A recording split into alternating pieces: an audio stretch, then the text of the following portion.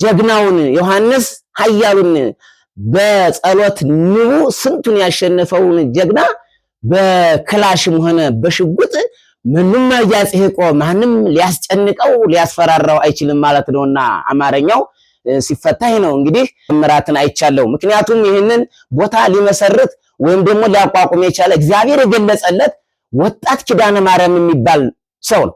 በጣም ለይሰው በእውነት እኔ እናንተ ምን አይነት ድጋፍ እንደምታደርጉለት ነው። እሱ በጉልበቱ በገንዘቡ በወቅቱ በልጅነት ወቅቱ ማንኛውም ነገር ሳያሳሳው ማንኛውም ሰው ዛሬ ቤቱን ሰርቶ ንብረቱን ህንጻ ለማነጽ መኪና ለመግዛት ነው የሚለው። እሱ ግን ያለውን የሰራውን ለዚህ ቤተክርስቲያን አውሎ እንዲህ በሚያምር ለሰዎች ሕክምና የሚሰጥ ለሰዎች ሕክምና ካርድ የሌለበት ይህን ክትከፍላለ የማይባልበት ነፃ ሕክምና ከፍቶ ስለሰጠን ለዚህ ወጣት ሁላችሁም እንድትጸልዩለትና እድሜና ጸጋ እንዲሰጠው ከልብ እንመኛለን ማለት ነው። በስመ አብ ወወልድ ወመንፈስ ቅዱስ አሐዱ አምላክ አሚን። ሰላም ለእናንተ ይብዛላችሁ። በአገር ውስጥም በአገር ውጭም በመላው ዓለም ይሄንን ቪዲዮ የምትከታተሉት ሰላም ለእናንተ ይብዛላችሁ ላለሁ። እንግዲህ በግራር አንበሳ መጥምቀ መለኮት በቅዱስ ዮሐንስ ስም አዲስ ዩቲዩብ ከፍተናል። ሁላችሁም ገብታችሁ ሰብስክራይብ እንድታደርጉልን የእናንተ እገዛ እንፈልጋለንና እንድታግዙን እንላለን። እንግዲህ ባታችንን ጥር 30 በግራር አንበሳ መጥምቀ መለኮት ቅዱስ ዮሐንስ በደማቅ ሁኔታ በቦታው ላይ ሲከብር ቆይቷል። ከዋዜማው ጀምሮ በማህሌት በቅኔውም እንዲሁ ሁለቷን ቀን ሲያገለግሉን ቆይቷል። እንግዲህ እኚህ አባታችን እንግዳ አስተዋውቃችኋለሁ። ከየት እንደሆነ ስማቸውንም ያስተዋውቁናል ማለት ነው። ተከታተሉን። ሁላችሁም ላይክ፣ ሼር፣ ኮፒ ሊንክ በማድረግ እገዛችሁ አይለየን እላለሁ። ሰላም ለእናንተ ይሁን። እሺ ሰላም ናችሁ? እንደምናችሁ? ስማችሁንም ከየት እንደሆነ? ስሜ መሪጌታ አብርሃም አስታጥቄ እባላለሁኝ። ትውልድ ቦታዬ ዋድላ ነው። አሁን የምኖረው በዚህ በጫጫ በደብረ ብርሃን ክፍለ ከተማ ጫጫ ጊዮርጊስ አገልግሎት እገኛለሁኝ። በዚህም ቦታ ስኖር ይህንን ቦታ እስቲ ሂጄ አይቻለሁኝ። እስካሁን ስሰማ የነበረውና ሂጄ ያየሁት ግራር አንበሳ ገዳም በጣም የሚደነቅና በጣም ብዙ ህሙማን የዳኑበት የተፈወሱበት እና ምስክር ሲሰጡ ያየሁበት ነው። በሌሊት በማህሌቱም ቀንም በቅኔ እንደዚሁ ስናከብሩናል። እስቲ አሁን አንድ ቅኔ መግቢያ የሆነ ዘንድ ለእናንተ መታወቂያ ልበል። እግዚአብሔር ነብሰ ስብሐቲሁ ለብሰ እግዚአብሔር ኃይሎ ወቀነተ መንም እያጽሕቆ በሃበ ኩርዳላቅ ዘኮነ ወበመንገሊቅ ዘመጻ ዮሐንስ በጸሎተኒሁ እስፍንቱ ዘማዓ ወመምረመን ወንጌል ዮሐንስ ደዌ መጻጉዕ አንሳ በግራር አንበሳ ገዳም ተንሲኦ ዘመጻ ለንስሐ ዘኮነ ባቋ።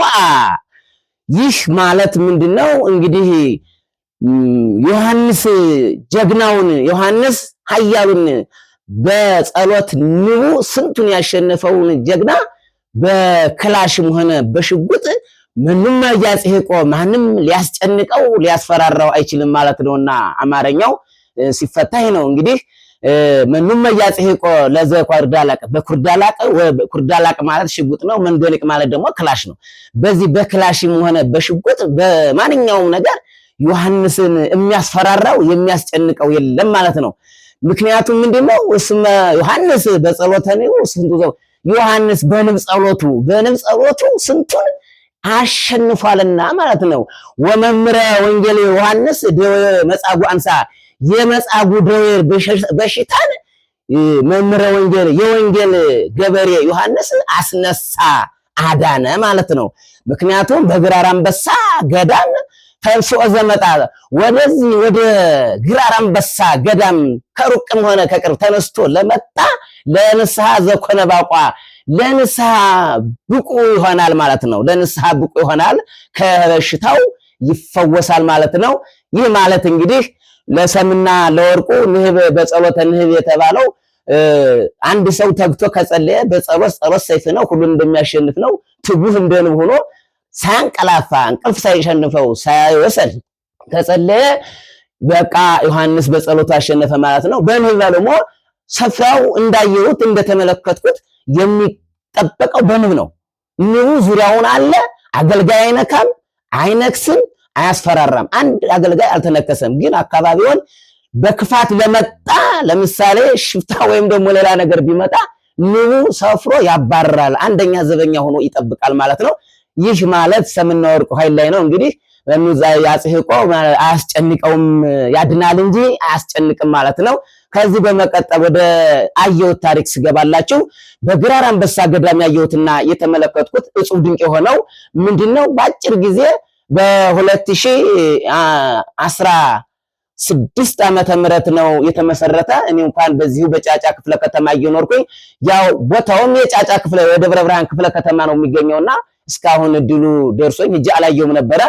አሁን ግን በአሁኑ በከበረው በዓል ተገኝቼ ብዙ ተአምራትን አይቻለሁ። ምክንያቱም ይህንን ቦታ ሊመሰርት ወይም ደግሞ ሊያቋቁም የቻለ እግዚአብሔር የገለጸለት ወጣት ኪዳነ ማርያም የሚባል ሰው ነው። በጣም ለዚህ ሰው በእውነት እኔ እናንተ ምን አይነት ድጋፍ እንደምታደርጉለት ነው። እሱ በጉልበቱ፣ በገንዘቡ፣ በወቅቱ በልጅነት ወቅቱ ማንኛውም ነገር ሳያሳሳው ማንኛውም ሰው ዛሬ ቤቱን ሰርቶ ንብረቱን ህንፃ ለማነጽ መኪና ለመግዛት ነው የሚሆነው። እሱ ግን ያለውን የሰራውን ለዚህ ቤተክርስቲያን አውሎ እንዲህ በሚያምር ለሰዎች ሕክምና የሚሰጥ ለሰዎች ሕክምና ካርድ የሌለበት ይህን ትከፍላለህ የማይባልበት ነፃ ሕክምና ከፍቶ ስለሰጠን ለዚህ ወጣት ሁላችሁም እንድትጸልዩለትና እድሜና ጸጋ እንዲሰጠው ከልብ እንመኛለን ማለት ነው።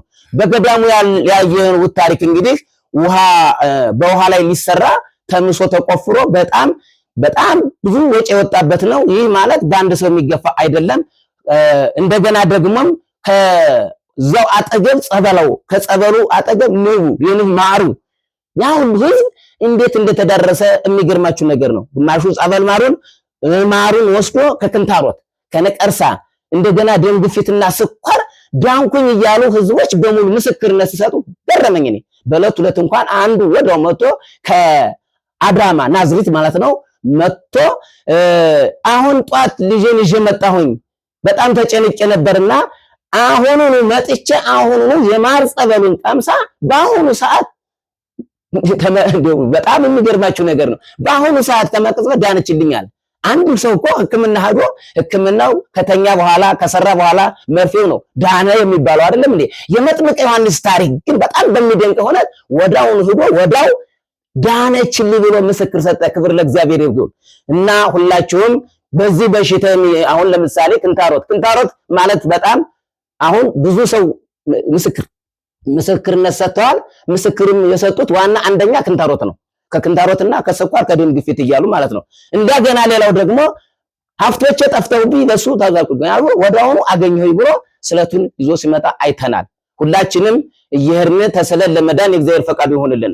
ሁላችንም ከቅርብም ከሩቅም በዚህ በግራር አንበሳ ገዳም ጸበል መተነ ተጠምቀን ድነን እኛም ምስክር እንድንሰጥ የእግዚአብሔር ፈቃዱ ይሆንልን።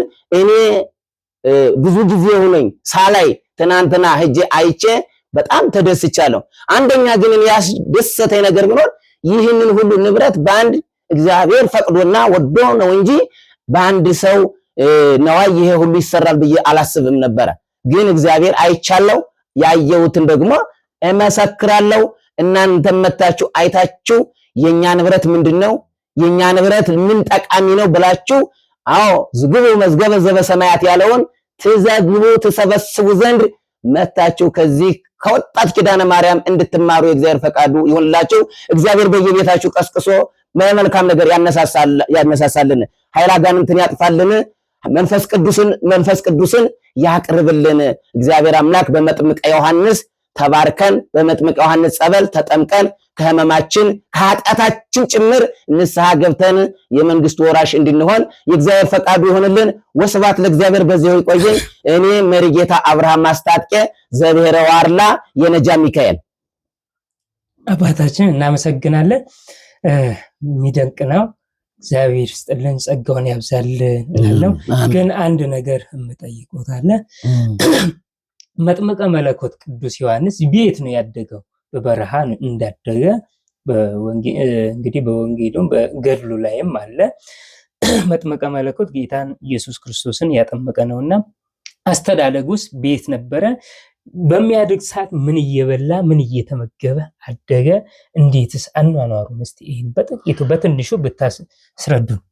ከብዙ በጥቂቱ እንግዲህ የመጥምቀ ዮሐንስ አስተዳደግ በበረሃ ነው። በበረሃ እንዳደገ ሁሉም ሰው ያውቃል። መጥምቀ ዮሐንስ ማለት ሴቶች ከወለዱት አንደኛ መላእክትም ሰማዕታትም ጻድቅም የሆነ መጥምቀ ዮሐንስ ነው። መጥምቀ ዮሐንስ በበረሃ እናቱ ማለት እንግዲህ ያው ስደቱ እንደመቤታችን ስደት ይዘው በበረሃ ሄዶ እናቱ ሞተችበት። እናቱ ከሞተችበትም በኋላ ግን ታሪኩ ምናምን ላይ በቃል ያለ ይረሳል እና በመጽሐፍ ቢሆን ቢመለከተው ቆንጆ ነበረ። ምክንያቱም ተመልካቾቼ ምናብ ላይ የሳትኩትን አይታችሁ እንደሳትከው እንዳትሉኝ ነው። ባጭሩ ዮሐንስ እንግዲህ የግመል ፀጉር ለብሶ ማለት ነው እንደ ግመል ሆኖ በቃ በእንደዚህ ምክንያት በበረሃ ያለምንም ዘመድ አዝማድ ያለምንም ወገን በእግዚአብሔር ፈቃድ ያደገ ዮሐንስ ነው። በረሃኛው ዮሐንስ ነው። እሱ ባህታዊው ነው። ባህታዊው ዮሐንስ ነው። በረሃኛው ዮሐንስ ነው። መድኃኒት ሐኪሙ ዮሐንስ ነው። በእንደዚህ ደረጃ ያለውን ከብዙ በጥቂቱ እንድትረዱልኝ ይፈልጋለሁኝ። ግን በቃል ሳይሆን በመጽሐፍ ያለውን ጥንቅቅ አድርጎ ለእናንተ ማድረስ ነው የሚቻለው። እዚህ ላይ እኔ ይቅርታ እጠይቃለሁ። ምክንያቱም አጉዶፍ ድፎ ማስተላለፉ ለእኔ በጣም ቆንጆ ስለማይሆን ነው። እሺ፣ እናመሰግናለን። እግዚአብሔር ይስጥልን። እንግዲህ ውድ ቤተሰቦቻችን፣ ተመልካቾቻችን እንግዲህ ይህንን ቪዲዮ ለብዙ ሰው እንድታደርሱልን እኛም የበኩላችንን መልእክቱን አስተላልፈናል። እንግዲህ ቀጣይ እስከምንገናኝ ድረስ ሰላም ሁኑልን።